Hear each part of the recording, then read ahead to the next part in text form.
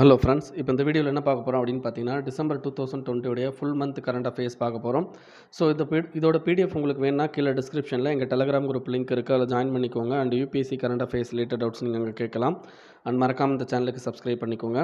இப்போ இந்த பர்டிகுலர் கம்பைலேஷனில் என்னென்னலாம் நாங்கள் கம்பைல் பண்ணி போட்டிருக்கேன் அப்படின்னு பார்த்தீங்கன்னா, விஷன் ஐஏஎஸ் மந்த்லி கரண்ட் அஃபேர்ஸோட அந்த மெட்டீரியல்ஸ், அதுக்கடுத்து வாஜிராம் ஐஏஎஸ் உடைய மந்த்லி கரண்ட் அஃபேர்ஸ், அப்புறம் பிஐபி அண்ட் ஹிந்து நியூஸ் பேப்பரில் இருக்க எல்லாத்தையும் வந்து என்ன பண்ணியிருக்கோம் அப்படின்னு பார்த்தீங்கன்னா கம்பைல் பண்ணி தான் இந்த பர்டிகுலர் பிடிஎஃப் ரெடி பண்ணியிருக்குது. ஸோ இது வந்து ரொம்ப முக்கியமான பிடிஎஃப் தான். நீங்கள் இதை மட்டுமே படித்தா போதும். ஸோ இதோட சேர்த்து நாங்கள் என்ன பண்ணுவோம் அப்படின்னு பார்த்தீங்கன்னா, உங்களுக்கு மந்த்லி கம்பைலேஷனுக்காண்டின ஒரு கரண்ட் அஃபேர்ஸ் எம்சிக்யூ, ஓகேங்களா, கரண்ட் அஃபேர்ஸ் எம்சிக்யூ வந்து அப்லோட் பண்ணுவோம் குரூப்பில்.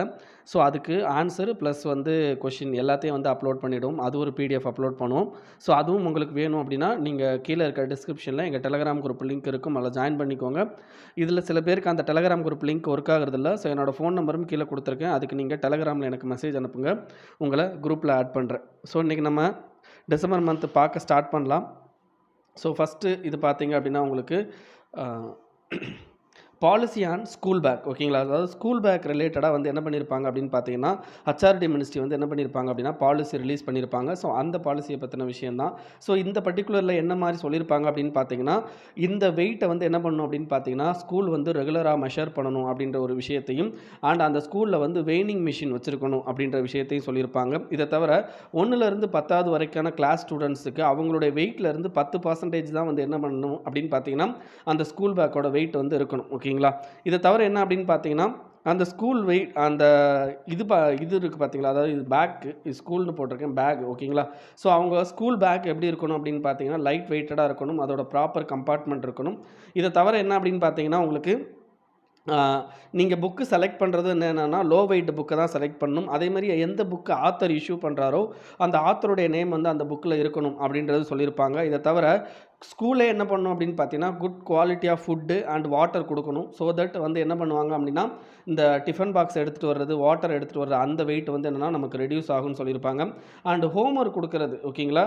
ஸோ நீங்கள் வந்து ஹோம்ஒர்க் கொடுக்குறீங்க அப்படின்னா ஹோம்ஒர்க்லாம் கொடுக்கக்கூடாது. யாருக்கு அப்படின்னு பார்த்தீங்கன்னா, அப் டு கிளாஸ் 2 வரைக்கும் நீங்கள் ஹோம்ஒர்க் கொடுக்கக்கூடாது. அதுக்கடுத்து கொடுக்கணும் அப்படின்னா 3, 4, 5வது வகுப்பு பிள்ளைங்களுக்கு 2 ஹவர்ஸ் ஒரு வீக்கில் 2 ஹவர்ஸ் மட்டும்தான் வந்து என்னென்னா அவங்க வந்து ஹோம்ஒர்க் பண்ணுற மாதிரி இருக்கணும்.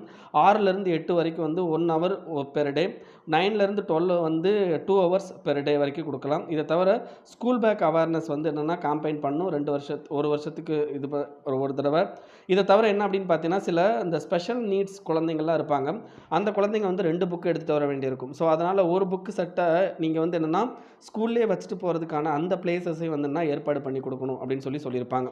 நெக்ஸ்ட்டு ஜீரோ கூப்பன் பாண்ட்ஸ் அப்படின்னு பார்த்தீங்கன்னா, இந்த ட்ரெஷரி பில்னு கேள்விப்பட்டிருப்பீங்க. ஸோ ட்ரெஷரி பில் மாதிரி தான் இந்த ஜீரோ கூப்பன் பாண்டுக்கு மீனிங்கு. அப்படின்னா என்ன அர்த்தம் அப்படின்னு பார்த்தீங்கன்னா, உங்களுக்கு நீங்கள் இப்போ வந்து என்ன அப்படின்னு பார்த்தீங்கன்னா, ஒருத்தருக்கு பாண்டை இஷ்யூ பண்ணுறீங்க, ஓகேங்களா. பாண்டை இஷ்யூ பண்ணுறீங்கன்னா என்னது, உங்களுக்கு காசு தேவைப்படுது. ஒரு எக்ஸாம்பிளுக்கு இப்போ 1000 ரூபா உங்களுக்கு காசு தேவைப்படுது அப்படின்னா, அவர்கிட்ட அந்த பாண்டை இஷ்யூ பண்ணுறீங்க. ஏன்ற நபர் பிக்கு வந்து என்னென்னா பாண்டை இஷ்யூ பண்ணுறாரு, ஓகேங்களா. ஆனால் இதில் என்ன பண்ணுவாங்க அப்படின்னு பார்த்தீங்கன்னா, இப்போ இந்த பாண்டை வாங்குறாரா பி, அப்போது நார்மலாக என்ன பண்ணுவார் அப்படின்னா, மாதம் வந்து என்ன பண்ணுவார், வட்டி கட்டுவார், ஓகேங்களா. வட்டி கட்டி கடைசியாக வந்து என்ன பண்ணுவார் அப்படின்னு பார்த்தீங்கன்னா, வட்டியை கட்டி முடிச்சுட்டு அவருடைய பாண்டை திருப்பி வாங்கிட்டு 1000 ரூபாயும் கொடுத்துருவார். ஸோ இதுதான் வந்து என்ன அப்படின்னு பார்த்தீங்கன்னா, உங்களுக்கு நார்மல் நடக்கிறது. நீங்கள் ஒரு பேங்க்கில் போய் கடன் வாங்கினேன் அப்படின்னா மாதம் வந்து வட்டி கட்டுவீங்க. அதே மாதிரி இதுவும் அது என்னது, அவர் பிரின்சிபால் அமௌண்ட்டும் பே பண்ணுவீங்க. ஸோ அதே மாதிரி ஒரு பாண்ட் அப்படின்னா நீங்கள் மாதம் வட்டி கட்டுவீங்க. கடைசியாக வந்து பாண்டை திருப்பி வாங்கும்போது பிரின்சிபால் அமௌண்ட்டை பே பண்ணிவிட்டு பாண்டை திருப்பி வாங்கிப்பீங்க. இங்கே என்ன அப்படின்னு பார்த்தீங்கன்னா, நீங்கள் இன்ட்ரெஸ்ட்லாம் பே பண்ண தேவையில்லை. ஸோ இப்போ 1000 ரூபாய்க்கு இஷ்யூ பண்ணுறாரா, இஷ்யூ பண்ணும்போதே அப்படின்னு சொல்லிட்டு இதோட அந்த மெச்சூரிட்டி பீரியடை ஃபிக்ஸ் பண்ணிவிடுவாங்க. மெச்சூரிட்டி பீரியடை ஃபிக்ஸ் பண்ணிவிட்டு என்ன பண்ணுவாங்க அப்படின்னு பார்த்தீங்கன்னா, இதோட மொத்த இன்ட்ரெஸ்ட் ரேட்டு வந்து என்னென்னா ஒரு 200 ரூபா அப்படின்னா என்ன பண்ணுவாங்க, இந்த பாண்டை பி வாங்கிக்கிறாரு பார்த்தீங்களா, அந்த பி வாங்குறவர் இந்த ஏக்கு எவ்வளோ தான் கொடுப்பாருன்னா 800 ரூபா தான் கொடுப்பார், ஓகேங்களா. 800 ரூபா தான் கொடுப்பாரு. ஆனால் ஏ வந்து பிகிட்ட ரிட்டர்ன் வாங்கும்போது, அந்த பாண்டை ரிட்டர்ன் வாங்கும்போது 1000 ரூபா காசு கொடுக்கணும். அப்போ பிக்கு வந்து என்ன அப்படின்னு பார்த்தீங்கன்னா 200 ரூபா வந்து இன்ட்ரெஸ்ட் மாரி லாபம் வரும், ஓகேங்களா. ஸோ அதுதான் ஜீரோ கூப்பன் பாண்ட்ஸு. சரி, next head to maturity category bond, ஓகேங்களா. Head to maturity category bond அப்படின்னா என்ன அர்த்தம் அப்படின்னா, நீங்க இந்த மாரியான பாண்ட வாங்கிட்டீங்க அப்படின்னா, அந்த பாண்டுக்கான மெச்சூரிட்டி டேட் வந்து 1 வருஷம்னு குடுத்துருந்தாங்கன்னா, அந்த மெச்சூரிட்டி டேட் வரைக்கும் நீங்க தான் வச்சுக்கணும். அத வந்து திருப்பி அவர்கிட்ட குடுத்து நீங்க வந்து காசா மாத்த முடியாது. Next municipal bond. So municipal bond அப்படின்றது இட்ஸ் லைக் டெப்ட் இன்ஸ்ட்ருமென்ட். இது எதுல விடுவாங்க அப்படின்னு பார்த்தீங்கன்னா, ஸ்டாக் மார்க்கெட்ல. சரி எது என்ன அப்படின்னா முனிசிபால் பாண்ட் அப்படின்னு பார்த்தீங்கன்னா, இந்த அர்பன் லோக்கல் பாடி இருக்காங்க பார்த்தீங்களா? நல்லா தெரிஞ்சுக்கோங்க. முனிசிபால்னு இருக்கு. அதனால ரூரல் கிடையாது. அர்பன் தான். ஸோ அர்பன் லோக்கல் பாடிக்கு என்ன பண்ணணும் அப்படின்னு பார்த்தீங்கன்னா, நெறைய இன்ஃப்ராஸ்ட்ரக்சர் ப்ராஜெக்ட்ஸ் வந்து பண்ண வேண்டியிருக்கும். அப்போ அந்த அர்பன் லோக்கல் பாடிக்கு என்ன தேவைப்படும் அப்படின்னு பார்த்தீங்கன்னா, அதிகமான கடன் காசு தேவைப்படும். அதற்காண்டி என்ன பண்ணுவாங்க அப்படின்னு பார்த்தீங்கன்னா, அவங்க கிட்ட வந்து ரிசோர்ஸஸ் இருக்காது. ஸோ அதனால அவங்க என்ன பண்ணிக்கலாம் அப்படின்னு பார்த்தீங்கன்னா, இந்த மாரி பாண்ட இஷ்யூ பண்ணி அவங்க காசை இது பண்ணிக்கலாம். ஸோ அந்த பாண்டோட அந்த மெச்சூரிட்டி பீரியட் பார்த்தீங்கன்னா 10 இயர் டென்யூருக்கு வந்து எல்லாம் குடுப்பாங்க. இதே மாரி ஆனுவல் இன்ட்ரெஸ்ட் ரேட் வந்து என்ன பண்ணுவாங்க அப்படின்னு பார்த்தீங்கன்னா, அர்பன் லோக்கல் பாடி பே பண்ணிடுவாங்க. ஓகேங்களா? ஸோ இந்த முனிசிபல் பாண்டோட மினிமம் அமௌண்ட் பார்த்தீங்க அப்படின்னா 10,00,000. ஓகேங்களா? மினிமம் அமௌண்ட் வந்து 10,00,000 இருக்கணும். இதில யார் யார் இந்த பாண்ட வாங்குவாங்க அப்படின்னு பார்த்தீங்கன்னா, institutional and high net Worth individual. அதாவது இண்டிவிஜுவலும் வாங்கலாம். இன்ஸ்டிடியூஷன்னா ஒரு கம்பெனி மாதிரி மியூச்சுவல் ஃபண்டு அந்த மாதிரி விஷயங்களும் வாங்கிக்கலாம். ஓகேங்களா? நல்லா ஞாபகம் வச்சுக்கோங்க. இண்டிவிஜுவலும் வாங்கலாம். ஆனா அந்த இண்டிவிஜுவல் ஹை நெட் வொர்த் அதாவது ரொம்ப பெரிய பணக்காரரா இருப்பார். ஓகேங்களா? ஸோ அந்த மாரி நீங்க ஞாபகம் வச்சுக்கோங்க. ஓகேங்களா? இதுதான் வந்து என்னன்னா உங்களுக்கு முனிசிபல் பாண்ட். ஓகேங்களா? சரி இந்த முனிசிபல் பாண்ட் அப்படின்றது பார்த்தீங்க அப்படின்னா, integral part of Amrut scheme. So Amrut scheme அப்படின்னு பார்த்தீங்கன்னா, ரூரல் அர்பன் டிரான்ஸ்ஃபர்மேஷன் சொல்லுவாங்க. ஸோ ரூரலை அர்பனா டிரான்ஸ்ஃபர்மேஷன் பண்ற ஒரு ஸ்கீம் தான் அம்ருத் ஸ்கீம். ஸோ அந்த அம்ருத் ஸ்கீமில் என்ன சொல்லியிருப்பாங்க அப்படின்னு பார்த்தீங்கன்னா, இந்த அர்பன் லோக்கல் பாடி வந்து என்ன பண்ணலாம் அப்படின்னு பார்த்தீங்கன்னா, கிட்டத்தட்ட 100 கோடி வரைக்கும் என்ன பண்ணலாம், பாண்டு மூலமாக கடன் வாங்கலாம். அந்த ஒவ்வொரு 100 கோடியில் கடன் வாங்குறாங்க பார்த்தீங்களா, அதில் 13 கோடி ரூபாய் யார் கொடுப்பாங்கன்னா, சென்ட்ரல் கவர்மெண்ட் கொடுப்போம் அப்படின்னு சொல்லியிருப்பாங்க. ஓகேங்களா? மேக்ஸிமம் லிமிட் அப்படின்னு பார்த்தீங்கன்னா 26 கோடி வரைக்கும் நாங்கள் வந்து ஒரு வருஷத்துக்கு வந்து என்னன்னா கொடுப்போம். ஓகேங்களா? ஞாபகம் வச்சுக்கோங்க. 26 கோடி வரைக்கும் நாங்கள் ஒரு வருஷத்துக்கு கொடுப்போம் அப்படின்னு சொல்லியிருப்பாங்க. ஸோ இது லைக் ஆனுவல் இன்சென்டிவ் மாதிரி. ஓகேங்களா? ஸோ அதுதான் வந்து இதுலேயும் கொடுத்துருப்பேன்.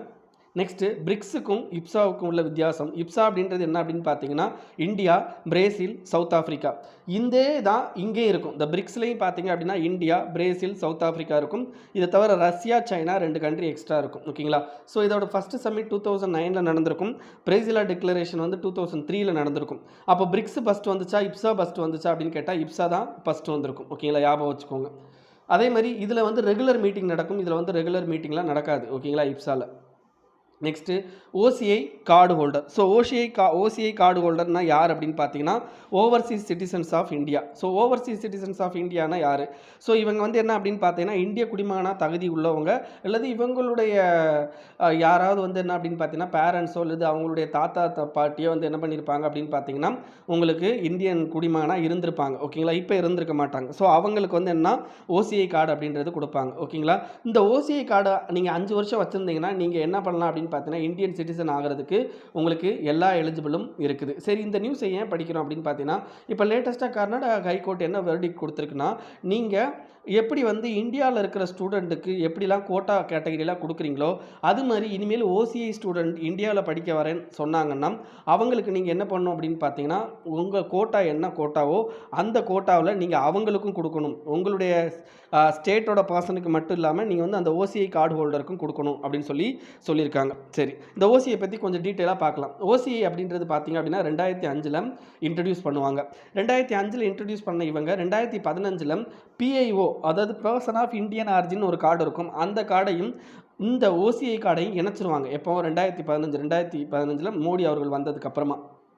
ஓகேங்களா? ஸோ இதில் மினிஸ்ட்ரி ஆஃப் ஹோம் அஃபேர்ஸ் என்ன பண்ணியிருப்பாங்க அப்படின்னா, நல்லா ஞாபகம் வச்சுக்கோங்க. யார் கொடுக்குறா? மினிஸ்ட்ரி ஆஃப் ஹோம் அஃபேர்ஸ் என்ன பண்ணியிருப்பாங்க அப்படின்னு பார்த்தீங்கன்னா, இந்த ஓவர்சீஸ் சிட்டிசன் ஆஃப் இந்தியானா யார் அப்படின்ற டெஃபனிஷனை அவங்க கொடுத்துருப்பாங்க. ஸோ அதுபடி என்ன அப்படின்னு பார்த்தீங்கன்னா, a person who was a citizen of India. A person அவர் வந்து இதுக்கு முன்னாடி வந்து சிட்டிசன் ஆஃப் இந்தியாவாக இருந்திருக்கலாம். அல்லது ஆஃப்டர் ஜான் 26, 1950ல் அவர் இந்தியன் சிட்டிசன் ஆகிறதுக்கான தகுதி. ஓகேங்களா? அவர் இந்தியன் சிட்டிசன் ஆகிறதுக்கான தகுதியோடு இருந்திருக்கிறவராக இருக்கலாம். ஆனால் வந்து இந்தியன் சிட்டிசன்ஷிப் வாங்கியிருக்க மாட்டார். அல்லது அவருடைய சைல்டோ அல்லது அவருடைய பேரண்ட்ஸ். ஓகேங்களா? அதாவது தாத்தா பாட்டிகளோ வந்து என்ன பண்ணியிருப்பாங்க அப்படின்னா இந்தியனோட சிட்டிசனாக இருந்திருப்பாங்க. ஸோ அப்படி இருந்தால் அவங்களுக்கு வந்து ஓசிஐ கார்டு கொடுக்கலாம். இதில் முக்கியமாக பாகிஸ்தான் அண்ட் பங்களாதேஷ்லேருந்து இந்த கேட்டகரியோடு இருந்தாலும் அவங்களுக்கு என்ன கிடையாது அப்படின்னு பார்த்தீங்கன்னா ஓசிஐ கார்டு வந்து கிடையாது. சரி ஓசிஐ கார்டோட ரைட்ஸ் என்ன, அவங்களுடைய லிமிட்டேஷன்ஸ் என்ன? அவங்கள வந்து இந்திய குடிமக்களுக்கு ஈக்குவலா வந்து கருத முடியுமா அப்படின்னு கேட்டா, ஈக்குவலாலாம் நம்ம என்ன பண்ண முடியாது அப்படின்னு பார்த்தீங்கன்னா, அவங்கள இது பண்ண முடியாது. ஸோ அவங்கள பொறுத்தவரைக்கும் சில இது என்ன அப்படின்னு பார்த்தீங்கன்னா, லைஃப் லாங் வந்து விசா வந்து என்ன பண்ணலாம் அப்படின்னு பார்த்தீங்கன்னா, நீங்க வந்து ரெனியூவல் பண்ணிட்டே இருக்கணும்னு அவசியம் இல்ல. உங்களுக்கு மல்டிபிள் என்ட்ரி வந்து குடுப்பாங்க. நீங்க அதே மாரி வந்துன்னா ஒரு ஃபாரினர் வந்து இந்தியால வந்து தங்குறாரு அப்படின்னா, அவர் எதுல போயிட்டு அவர ரிஜிஸ்டர் பண்ணணும் அப்படின்னா, ஃபாரினர்ஸ் ரீஜினல் ரிஜிஸ்ட்ரேஷன் ஆஃபீஸ்ல போயிட்டு என்ன பண்ணணும் அப்படின்னு பார்த்தீங்கன்னா, அவரு தன்னை ரிஜிஸ்டர் பண்ணிக்கணும். பட் ஓசிஐ கார்டு ஹோல்டர் வந்து அந்த மாரி ரிஜிஸ்டர் பண்ணிக்கணும்னு அவசியம் இல்ல. அடுத்து இப்போ நார்மலான பெர்சன்னா அதுக்கு 12 வருஷம் இந்த மாரிலாம் இருக்குது. ஓகேங்களா? அது இந்தியன் சிட்டிசன் ஆகறதுக்கு. பட் ஓசிஐ கார்டு ஹோல்டர்ஸ் வந்து என்ன பண்ணலாம் அப்படின்னா, 5 வருஷத்துல வந்து என்னன்னா இந்தியன் சிட்டிசன்ஷிப்ப அப்ளை பண்ணிக்கலாம். இத தவிர வந்து என்ன பண்ணலாம் அப்படின்னா, அவங்க பேங்க் அக்கவுண்ட் ஓப்பன் பண்ணிக்கலாம். நான் ஃபார்ம் ப்ராப்பர்ட்டி அதாவது ஃபார்ம் அக்ரிகல்ச்சர் ப்ராப்பர்ட்டி இல்லாம வேற ப்ராப்பர்ட்டி வாங்கிக்கலாம். டிரைவிங் லைசென்ஸ் வாங்கிக்கலாம். பான் கார்டு வாங்கிக்கலாம். சரி, அவங்களுக்கு எந்தெந்த ரைட்ஸ்லாம் கிடையாது அப்படின்னு பார்த்தீங்கன்னா, வோட்டிங் ரைட்ஸ் கிடையாது. அதேமாரி கவர்மெண்ட் ஜாப் அவங்களுக்கு கிடையாது. அக்ரிகல்ச்சர் லேண்டை வந்து அவங்க பர்ச்சேஸ் பண்ண முடியாது. அதே மாதிரி என்னன்னா government offices like MLA, MP அந்த மாதிரி பப்ளிக் ஆஃபீஸுக்கு போட்டியிட முடியாது. ஓகேங்களா? ஓகே. நெக்ஸ்ட்டு மைனாரிட்டி அப்படின்றவங்கள பற்றி பார்க்க போகிறோம். ஸோ மைனாரிட்டி இனிஷியலாக நம்ம கண்ட்ரியில் இது என்ன மைனாரிட்டியை பற்றி பேசுகிறோம் அப்படின்னு பார்த்தீங்கன்னா, ரிலீஜியஸ் மைனாரிட்டியை பற்றி பேசுகிறோம். ஸோ இந்த ரிலீஜியஸ் மைனாரிட்டி இனிஷியலாக வந்து இந்தியாவில் பார்த்தீங்க அப்படின்னா மொத்தம் எத்தனை மைனாரிட்டினா 5 மைனாரிட்டி தான் சொல்லியிருப்போம். யாருன்னா Muslims, Christian, Sikhs, Buddhist, Zoroastrians or பாரிஸ்ன்னு சொல்லுவோம். பார்சிஸ். ஸோ இப்போ கவர்மெண்ட் லேட்டஸ்ட்டாக 2014ல் இந்த ஜெயினா இருக்காங்க பார்த்தீங்களா, அவங்களே என்ன பண்ணியிருக்காங்க அப்படின்னு பார்த்தீங்கன்னா மைனாரிட்டியாக இன்க்ளூட் பண்ணியிருக்காங்க. ஓகேங்களா? ஞாபகம் வச்சுக்கோங்க. இது இந்த மைனாரிட்டி எந்தெந்த ஸ்டேட்லலாம் மெஜாரிட்டியாக இருக்காங்க. ஓகேங்களா? அந்த மைனாரிட்டி இப்போ சீக்ஸை வந்து இங்கே என்னன்னு சொல்லியிருக்கோம், மைனாரிட்டின்னு சொல்லியிருக்கோம். ஓகேங்களா? சீக்ஸை பார்த்தீங்கன்னா இங்கே மைனாரிட்டின்னு சொல்லியிருக்கோம். ஆனால் பஞ்சாபில் சீக்ஸ் தான் வந்து மெஜாரிட்டியாக இருப்பாங்க. ஓகேங்களா? ஸோ அது மாதிரி இது ஜம்மு காஷ்மீரில் இப்போ முஸ்லீம்ஸ் வந்து மைனாரிட்டின்னு சொல்கிறோம். ஆனால் ஜம்மு காஷ்மீரில் பார்த்தீங்க அப்படின்னா முஸ்லீம்ஸோட எண்ணிக்கை வந்து அதிகமாக இருக்கும். அண்ட் கிறிஸ்டியன்ஸ் வந்து மைனாரிட்டியில் சொல்கிறோம். ஆனால் மேகாலயா, மிசோரம்னா, நாகாலாந்து இதிலலாம் வந்து யார் அதிகமாக இருப்பா? கிறிஸ்டியன்ஸ் வந்து அதிகமாக இருப்பாங்க. ஓகேங்களா? ஸோ இந்த ஸ்டேட்ஸ்லாம் வந்து ஞாபகம் வச்சுக்கோங்க. Next list of important communicable disease. What is communicable disease? Communicable disease அப்படின்றது ஒருத்தரிலிருந்து இன்னொருத்தருக்கு பரவக்கூடிய டிசீஸ் தான் கம்யூனிகபிள் டிசீஸ். இப்போ ஒரு எக்ஸாம்பிள் பார்த்தோம் அப்படின்னா, கொரோனா வந்து உங்கள்கிட்ட இருந்து இன்னொருத்தருக்கு பரவும். ஸோ ஒருத்தர்கிட்ட இருந்து இன்னொருத்தருக்கு பரவிக்கிட்டே இருக்கும். இது ஒருத்தருக்கு இருக்கிற கேன்சர் வந்து இன்னொருத்தருக்கு பரவாது. ஒருத்தருக்கு இருக்கிற சர்க்கரை வியாதி வந்து என்ன ஆகாது அப்படின்னு பார்த்தீங்கன்னா இன்னொருத்தருக்கு பரவாது. அது வந்து நான் கம்யூனிகபிள் டிசீஸ். ஓகேங்களா? சரி, கம்யூனிகபிள் டிசீஸில் இம்பார்ட்டன்ட் பார்த்தீங்க அப்படின்னா Ebola, flu, hepatitis A and B, measles, pertussis, rabies, சீனோலாசிஸ், சிஜோலாசிஸ், TB, West Nile virus, Zika, இன்னும் நிறையா இருக்குது. இது ஒரு எக்ஸாம்பிள். ஏன்னா இதெல்லாம் கொஞ்சம் பெரிய பெரிய வைரஸ். இதோட கொரோனா வைரஸையும் சேர்த்துக்கோங்க. ஓகேங்களா? ஸோ இதெல்லாம் கொஸ்டினாக கேட்கலாம். ஓகேங்களா? கீழே கொடுக்கப்பட்டதில் எது கம்யூனிகபிள் வைரஸ், எது நான் கம்யூனிகபிள் வைரஸ்ன்ற மாதிரி கொடுக்கலாம். இதேமாதிரி list of major non communicable disease பார்த்தீங்க அப்படின்னா கேன்சர்ஸ், அதுக்கு மாதிரி cardiovascular disease, cataract, lung disease, hereditary disease like sickle cell anaemia, Huntington disease, Marfan syndrome. So இதெல்லாம் வந்து என்ன அப்படின்னு பார்த்தீங்கன்னா non communicable disease. Next replacement level ஃபெர்டிலிட்டினா என்ன? Replacement level fertility. ரிப்ளேஸ்மெண்ட் அப்படின்னா எக்ஸாம்பிளுக்கு ஒருத்தர் செத்து போயிட்டாருன்னா அவருடைய இடத்த ரிப்ளேஸ் பண்ணுறது அப்படின்றது அந்த ரிப்ளேஸ்மெண்ட் லெவல். ஃபெர்டிலிட்டி அப்படின்றது இந்த குழந்தை பிறக்கிறது அப்படின்றது தான் இதுதான். ஸோ ரிப்ளேஸ்மெண்ட் லெவல் ஃபெர்டிலிட்டி அப்படின்றது ஒரு பாப்புலேஷன் இறந்த பாப்புலேஷனை இன்னொரு பிறக்கிற பாப்புலேஷன் எந்த அளவுக்கு வந்துன்னா ஈக்குவேட் பண்ணுறாங்க அப்படின்றதான் ரிப்ளேஸ்மெண்ட் லெவல் ஃபெர்டிலிட்டி. ஓகேங்களா? ஞாபகம் வச்சுக்கோங்க.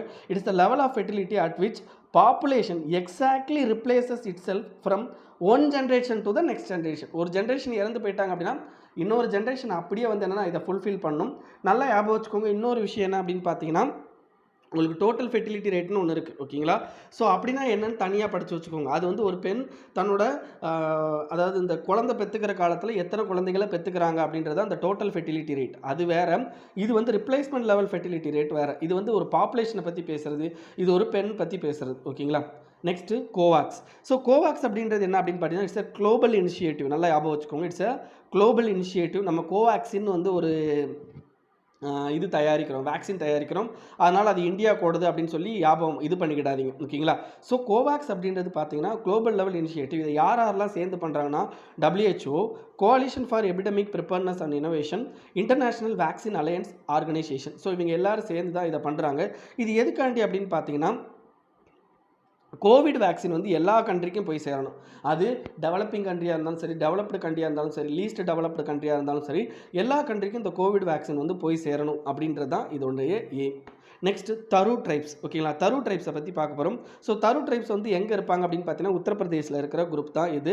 ஸோ இவங்க எந்த புத்திசம், இவங்க வந்து புத்திசமை ஃபாலோ பண்ணுறவங்க, அதுலேயும் தேரவாடா புத்திசத்தை ஃபாலோ பண்ணுறவங்க. இவங்க இந்தியா அண்ட் நேபாள் 2 கண்ட்ரிலையுமே வந்து என்னென்னா இவங்க வந்து வரைக்கிறாங்க. இவங்களுடைய முக்கியமானது என்ன அப்படின்னு பார்த்தீங்கன்னா ஃபாரஸ்ட் டுவெல்லர்ஸ். சம் வந்து என்ன பண்ணுவாங்க அப்படின்னு பார்த்தீங்கன்னா அக்ரிகல்ச்சரையும் ப்ராக்டிஸ் பண்ணுவாங்க. சரி, இவங்க என்ன லாங்குவேஜ் யூஸ் பண்ணுறாங்க அப்படின்னு பார்த்தீங்கன்னா இண்டோ ஆரியனோட சப் குரூப்பை யூஸ் பண்ணுறாங்க. இவங்க யாரை சாமியாக கும்பிடுவாங்கன்னா லார்ட் சிவா அண்ட் மகதேவை வந்து சாமியாக கும்பிடுவாங்க. Next post matric scholarship to students belonging to SC. ஓகேங்களா, அதாவது இதுக்கு முன்னாடி உங்களுக்கு இந்த கொஷின் பேப்பர் அனாலிசிஸ், ஓகேங்களா, எம்சிக்யூ அக்டோபர் எம்சிக்யூவில் உங்களுக்கு இந்த ப்ரீ மெட்ரிக் ஸ்காலர்ஷிப் ஸ்டூடெண்ட்ஸை பற்றி பேசியிருப்போம்.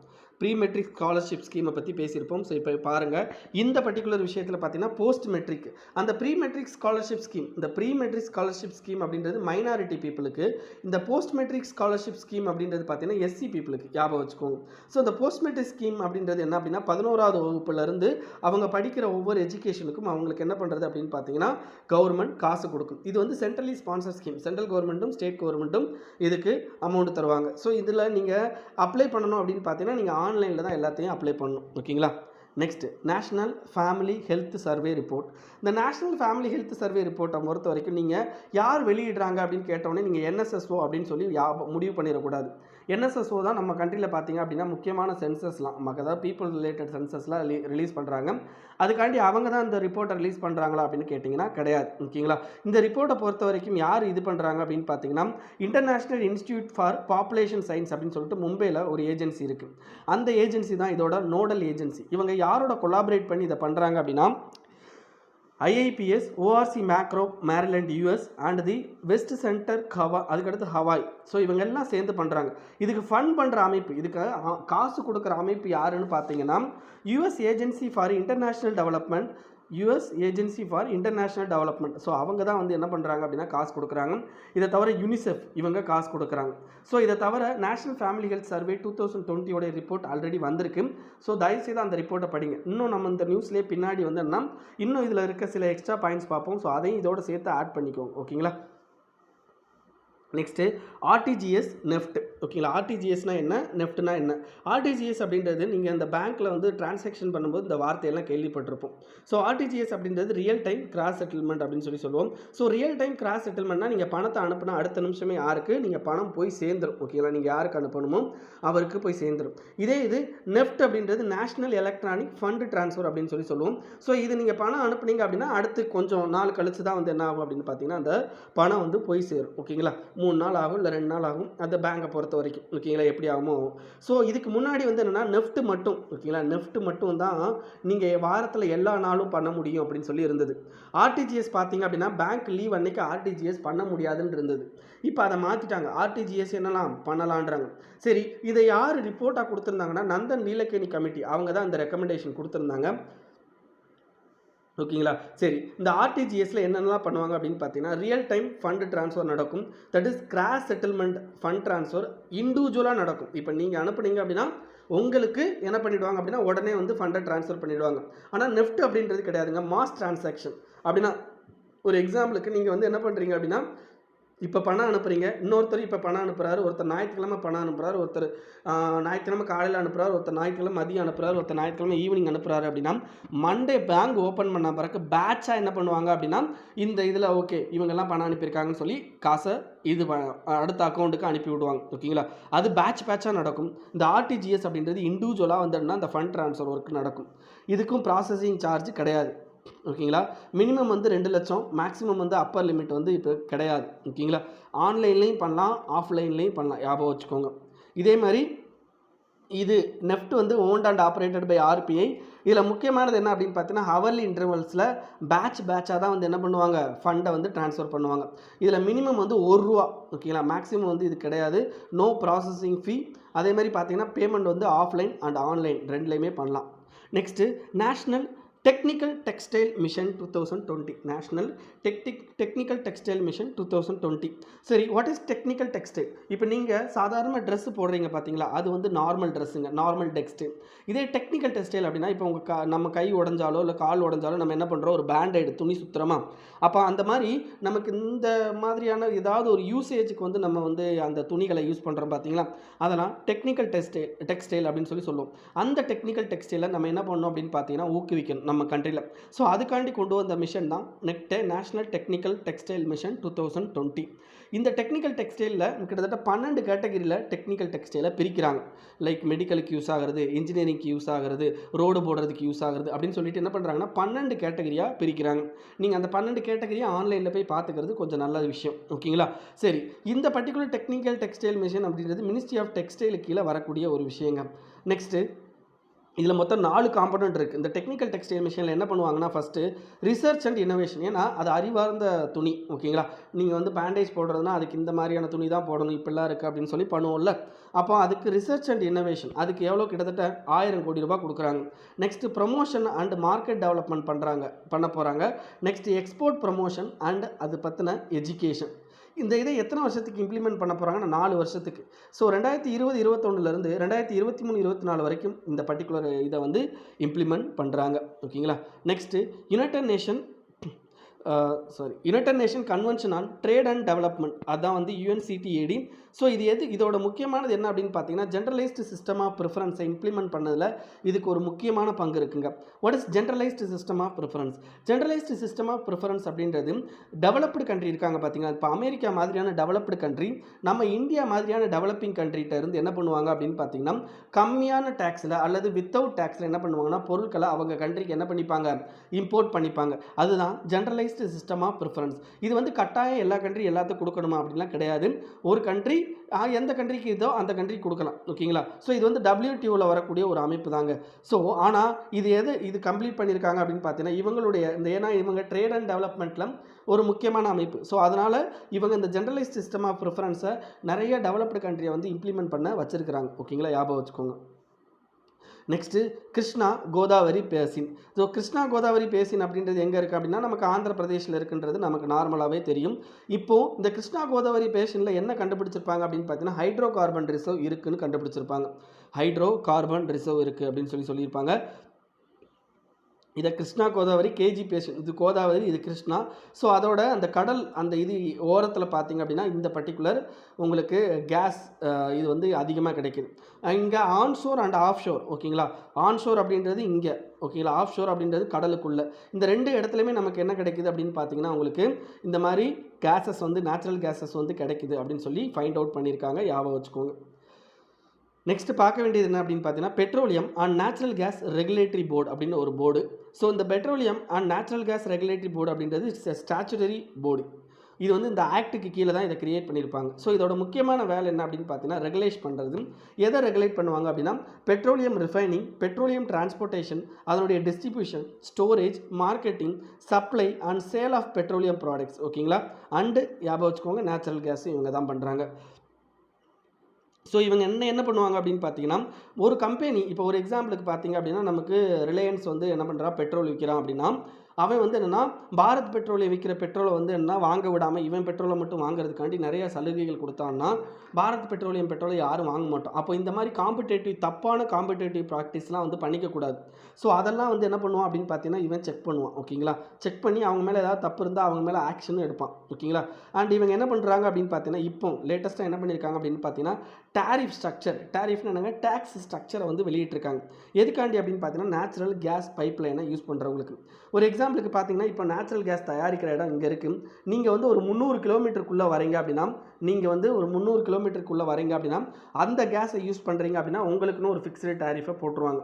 சரி, இதுக்கடுத்து நீங்கள் வந்து என்ன 300 கிலோமீட்டரை தாண்டி வரீங்க, அதாவது இந்த இடத்துல நேச்சுரல் கேஸ் தயாரித்து நீங்கள் 300 கிலோமீட்டர் தாண்டி வரீங்க அப்படின்னா, நீங்கள் இந்த இவங்க பே பண்ணுறாங்களா அதுலேருந்து ப்ளஸ் 40% அமௌண்ட் எக்ஸ்ட்ரா வச்சு நீங்கள் அமௌண்ட்டை பே பண்ணுவீங்க அப்படின்னு சொல்லிட்டு இந்த டேரிஃப் ஸ்ட்ரக்சரை 2 ஜோனாக பிரித்து இந்த petroleum and natural gas regulation board வந்து கொண்டு வந்திருக்காங்க. ஓகேங்களா? Next dedicated freight corridor. So ஃப்ரைட்னாலே வந்து என்னென்னா நமக்கு எதை பற்றி பேசுகிறாங்க அப்படின்னா ரயில்வேயை பற்றி பேசுகிறாங்க. ஸோ இதில் என்ன அப்படின்னு பார்த்தீங்கன்னா டெடிகேட்டட் ஃப்ரைட் காரிடார் நம்ம இதில் 2 இருக்குது. ஒன்று வந்து வெஸ்டர்ன் டெடிகேட்டட் ஃப்ரைட் காரிடார், இன்னொன்று ஈஸ்டர்ன் டெடிகேட்டட் ஃப்ரைட் காரிடார். நீங்கள் என்ன கண்டிப்பாக ஞாபகம் வச்சுக்கணும் அப்படின்னா வெஸ்டர்ன் டெடிகேட்டட் ஃப்ரைட் காரிடார் வந்து எந்தெந்த ஸ்டேட் வழியெல்லாம் போகுது, ஈஸ்டர்ன் டெடிகேட்டட் ஃப்ரைட் காரிடார் வந்து எந்தெந்த ஸ்டேட் வழியெல்லாம் போகுது அப்படின்றது கொடுத்துருப்பேன். நான் இந்த லிஸ்ட்டு கொடுத்துருக்கேன், மனப்பாடம் பண்ணிக்கோங்க. அதே மாதிரி இந்த ஈஸ்டர்ன் டெடிகேட்டட் ஃப்ரைட் காரிடார் இருக்குது பார்த்தீங்களா, இதுக்கு யார் அமௌண்ட் கொடுக்குறாங்க அப்படின்னு பார்த்தீங்கன்னா வேர்ல்டு பேங்க். இதே இது வெஸ்டர்ன் டெடிகேட்டட் ஃப்ரைட் காரிடாருக்கு யார் அமௌண்ட் கொடுக்குறாங்க அப்படின்னா ஜப்பான் இன்டர்நேஷ்னல் கோஆப்ரேஷன் ஏஜென்சி வந்து அமௌண்ட்டு கொடுக்குறாங்க. ஓகேங்களா, ஞாபகம் வச்சுக்கோங்க. நெக்ஸ்ட்டு பங்களாதேஷ் வந்து அவங்களுடைய ஃபஸ்ட்டு ப்ரிஃபரன்ஷியல் ட்ரேட் அக்ரிமெண்ட் அப்படின்னா ஒரு கண்ட்ரியும் இன்னொரு கண்ட்ரியும் ஃபஸ்ட்டு எக்கனாமிக்கல் லெவலில் எங்கேஜ் ஆகிறது என்னென்னா ப்ரிஃபரன்ஷியல் ட்ரேட் அக்ரிமெண்ட், அதுக்கடுத்து ஃப்ரீ ட்ரேட் அக்ரிமெண்ட், அதுக்கடுத்து காமன் மார்க்கெட், அதுக்கடுத்து கஸ்டம்ஸ் யூனியன், அதுக்கடுத்து எக்கனாமிக் யூனியன் அப்படின்னு சொல்லிட்டு என்ன பண்ணுவாங்க அப்படின்னா டிஃப்ரெண்ட் ஸ்டேஜஸில் வந்து என்னென்னா 2 கண்ட்ரியும் எக்கனாமிக்கல் லெவலில் க்ளோஸ் ஆவாங்க. ஓகேங்களா, இதில் ஃபஸ்ட்டு இப்போ பங்களாதேஷ் யார் கூட வந்து ப்ரிஃபரன்ஷியல் ட்ரீட்மெண்ட் அக்ரிமெண்ட் சைன் பண்ணியிருக்காங்கன்னா பூட்டான் கூட சைன் பண்ணியிருக்காங்க. ஸோ ஞாபகம் வச்சுக்கோங்க. நெக்ஸ்ட்டு பேராஷூட் 2 மிஷன் அப்படின்றது என்ன அப்படின்னு பார்த்தீங்கன்னா இஸ்ரேல் வந்து என்ன பண்ண போகிறாங்க அப்படின்னா 2024 என்ன பண்ண போகிறாங்க அப்படின்னா ஒரு இது லேண்ட் ஆகிற மாதிரி என்ன பண்ணுறாங்க அப்படின்னா ஒரு இதை அனுப்புகிறாங்க. ஓகேங்களா, ஒரு மிஷன் அனுப்புகிறாங்க, அதுக்கு பேர் parachute 2 mission. Next China successfully powered up its artificial sun. So artificial சன்னா என்ன, ஆர்டிஃபிஷியல் சன் அப்படின்றது என்ன அப்படின்னு பார்த்தீங்கன்னா ஒரு சன்னில் எந்த மாதிரியான வினை நடக்குதோ, ஓகே, நியூக்ளியர் ஃபியூஷன் நடக்கும். வாட் இஸ் நியூக்ளியர் ஃபியூஷன் அப்படின்னா 2 ஹைட்ரஜன் ஆட்டங்கள் வந்து என்னென்னா இணையும். ஓகேங்களா, 2 ஹைட்ரஜன் ஆட்டத்தினுடைய இணைவு தான் நியூக்ளியர் ஃபியூசன் அப்படின்னு சொல்லுவோம். இந்த ஃபியூசனை என்ன பண்ணுறாங்க அப்படின்னா இது வரைக்கும் நம்ம எதுலையுமே பண்ணலை. இவங்க என்ன பண்ணுறாங்க அப்படின்னு பார்த்தீங்கன்னா இவங்க இந்த ரியாக்டரில் பண்ணுறாங்க. டோகமாக் ரியாக்டர் அப்படின்ற ஒரு ரியாக்டரில் இந்த பர்டிகுலர் 2 ஹைட்ரஜன் இணைய விட்டு மிகப்பெரிய லெவலில் ஆற்றல் வெளியெடுக்கிறாங்க. ஓகேங்களா, ஸோ அதை தான் ஆர்டிஃபிஷியல் சன் அப்படின்னு சொல்லிட்டு சொல்கிறோம். Next vision 2035 public health surveillance India. Public ஹெல்த்தை என்ன பண்ணுறோம் அப்படின்னா சர்வேலன்ஸ் பண்ணணும், கண்காணிக்கணும் அப்படின்றது ஞாபகம் வச்சுக்கோங்க. ஸோ இந்த vision 2035 public health surveillance in India அப்படின்றது யார் வெளியிட்டிருக்காங்க அப்படின்னு பார்த்தீங்கன்னா நித்தி ஆயோக் வெளியிட்டிருக்காங்க. இது எதுக்காண்டி அப்படின்னு பார்த்தீங்கன்னா பப்ளிக் ஹெல்த்தை வந்து என்னென்னு சர்வேலன்ஸ் பண்ணி அவங்களுக்கு ஏற்ற மாதிரியான பாலிசியை கொண்டு வர்றது. ஓகேங்களா, சரி, இப்போ நம்ம கண்ட்ரியில் வந்து ஒரு எக்ஸாம்பிளுக்கு வந்து சர்க்கரை வியாதி ரொம்ப அதிகமாக இருக்குன்னு நம்ம சர்வேலன்ஸ் கண்டுபிடிச்சிருக்கோம் அப்படின்னா அப்போ சர்க்கரை வியாதிக்கு தேவையான வந்து ஏதாவது ஒரு ஸ்கீம் கொண்டு வர்றது, இல்லாட்டி அது ரிலேட்டடாக ஏதாவது ஒன்று பண்ணுறது. ஸோ அந்த மாதிரி விஷயங்களை பண்ணுறது தான் இந்த பப்ளிக் ஹெல்த் சர்வேலன்ஸ் இந்தியாவோட முக்கியமான நோக்கமே. ஓகேங்களா, ஆனால் இதில் முக்கியமானது என்னென்னா அவங்களுடைய ப்ரைவசி வந்து பாதிக்கப்படுமா. ஓகேங்களா, ஏன்னா நம்மளுடைய டீட்டெயிலாம் எடுக்க போகிறாங்க, நமக்கு என்ன வியாதி இருக்குது, ஓகேவா, அதனால் நமக்கு என்னென்ன பாதிக்கலாம் அப்படின்னு சொல்லி டீட்டெயில் எடுக்க போகிறாங்க. அப்போ இதனால் வந்து நம்மளுடைய ப்ரைவசி பாதிக்குமானா அந்த ப்ரைவசி பாதிக்காத அளவுக்கு என்ன பண்ணுறாங்க அப்படின்னா கிளைண்ட் ஃபீட்பேக் மெக்கானிசத்தை யூஸ் பண்ணி இந்த விஷயங்கள்லாம் கான்ஃபிடென்ஷியாலிட்டியாக பண்ணுறதா சொல்லியிருக்காங்க. சரி, இதில் என்னென்னலாம் பண்ண போகிறாங்க அப்படின்னா என்னென்ன ரெக்கமெண்டேஷன்லாம் கொடுத்துருக்காங்க அப்படின்னு பார்த்தீங்கன்னா இவங்க ஃபஸ்ட்டு வந்து என்ன கவர்னன்ஸ் ஃப்ரேம் ஒர்க்கை பற்றி பேசுகிறாங்க. Like inclusive of political policy technology managerial leadership in national and state level. So அதுதான் விஷன் தான். பப்ளிக் ஹெல்த்தை சர்வேலன்ஸ் பண்ணால் அதுக்கு என்னென்ன விஷன் நல்லா ஞாபகம் வச்சுக்கோங்க. Identify broad based disease category. So disease கேட்டகரியை ப்ராடாக பிரிக்கிறது. ஸோ பிரிச்சுட்டு அதை வந்து என்ன ஒரு எக்ஸாம்பிளுக்கு நான் கம்யூனிகபிள் அல்லது இந்த நம்மளுடைய ஹெரிடேட்ரியில் வந்து வர்ற நோய் அந்த மாதிரிலாம் வந்து பிரிச்சுட்டு அதுக்கு வந்து என்னென்னா இம்பார்ட்டன்ஸ் கொடுக்குறது. ஸோ அதுக்கடுத்து surveillance of non communicable disease, அதுக்கடுத்து பீரியாரிட்டைஸ் பண்ணுறது, எந்த டிசீஸை வந்து இப்போ எலிமினேட் பண்ணும், எந்த டிசீஸை வந்து அப்புறம் எலிமினேட் பண்ணலாம் அப்படின்னு சொல்லிட்டு பீரியாரிட்டைஸ் பண்ணுறது. இதுக்கடுத்து சப்போர்ட் பண்ணுறது. ஓகேங்களா, national, state, district and block லெவலில் அந்த பர்டிகுலர் டிசீஸை வந்து ரிமூவ் பண்ணுறதுக்கு சப்போர்ட்டிவாக இருக்கிறது. இதை தவிர data sharing, capture, analysis and dissemination. இதுக்கடுத்து இன்னோவேஷனை வந்து இதில் என்கரேஜ் பண்ணுறது. இதை தவிர ஹியூமன் ரிசோர்ஸஸ், அதாவது இதில் வந்து நாலேஜான பர்சன்ஸை வந்து இன்க்ரீஸ் பண்ணுறது, ஸ்ட்ரென்தன் பண்ணுறது, லெபார்ட்டரி இன்ஃப்ராஸ்ட்ரக்சர் ஸ்ட்ரென்தன் பண்ணுறது, ரெஃபரல் நெட்வொர்க்கை இன்க்ரீஸ் பண்ணுறது, கம்யூனிட்டி லெவல் இதை வந்து சர்வேலன்ஸ் பண்ணுறது. ஸோ இது எல்லாமே இந்த விஷன் 2035 பப்ளிக் ஹெல்த் சர்வேலன்ஸ் டேட்டாவில் கொடுத்துருக்காங்க. நெக்ஸ்ட்டு மக்ரோமைகாசிஸ் ஆர் பிளாக் ஃபங்கஸ் அப்படின்னு சொல்லுவோம்.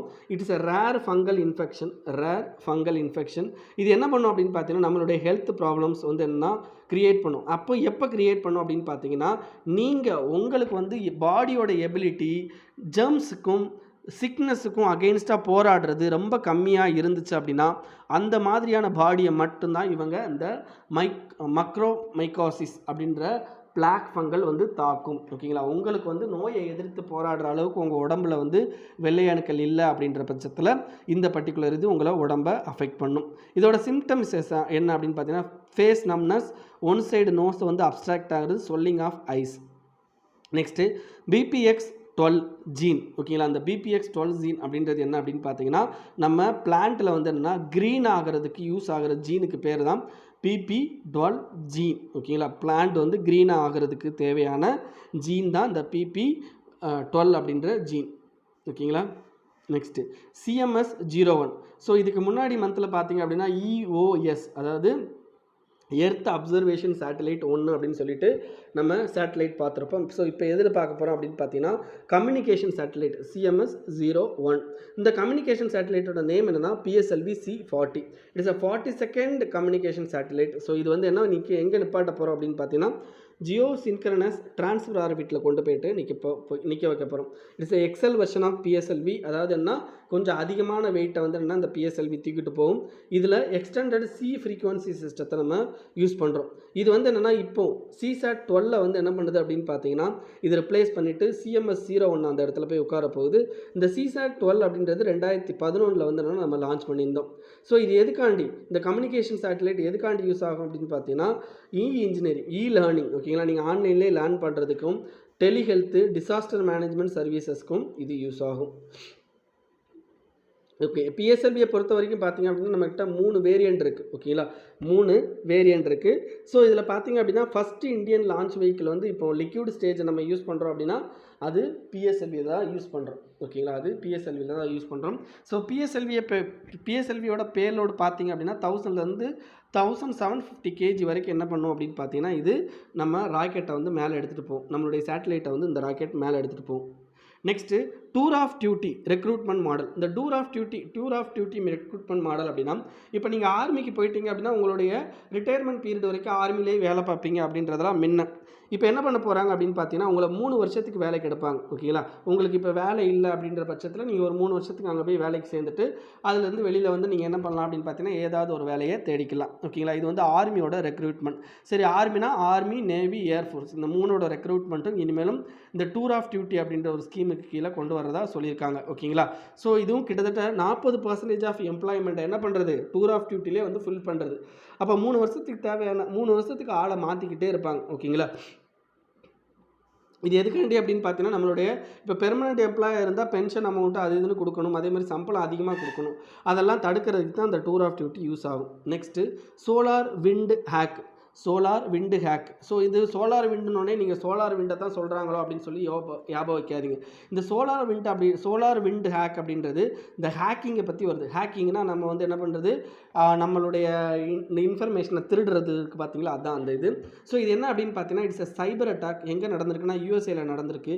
அதுவும் பார்த்தீங்க அப்படின்னா சப்ளை செயின் மேனேஜ்மெண்ட்டில் அட்டாக் நடந்திருக்கு. சப்ளை செயின் மேனேஜ்மெண்ட்னா டைரெக்டாக கவர்மெண்ட்டோடைய வெப்சைட் அட்டாக் பண்ணாமல் கவர்மெண்ட்டுக்கு ஒருத்தர் சப்ளை பண்ணுறான் பார்த்தீங்களா, அவனை இவங்க அட்டாக் பண்ணியிருக்காங்க. சோலார் விண்ட் ஹேக் அப்படின்றது நேம் அதுக்கு. ஓகேங்களா, நெக்ஸ்ட்டு கிளைமேட் சேஞ்ச் பெர்ஃபார்மன்ஸ் இண்டெக்ஸை வந்து யார் வெளியிடுறாங்க அப்படின்னு பார்த்தீங்கன்னா ஜெர்மன் வாட்ச் அவங்க தான் வெளியிடுறாங்க. இதில் என்ன சொல்லியிருக்காங்க அப்படின்னு பார்த்தீங்கன்னா எந்த ஒரு கண்ட்ரியும் 2015 பாரிஸ் அக்ரிமெண்ட்டை ஃபுல்ஃபில் பண்ணுற அளவுக்கு எந்த விஷயத்தையும் பண்ணலை அப்படின்றத சொல்லியிருக்காங்க.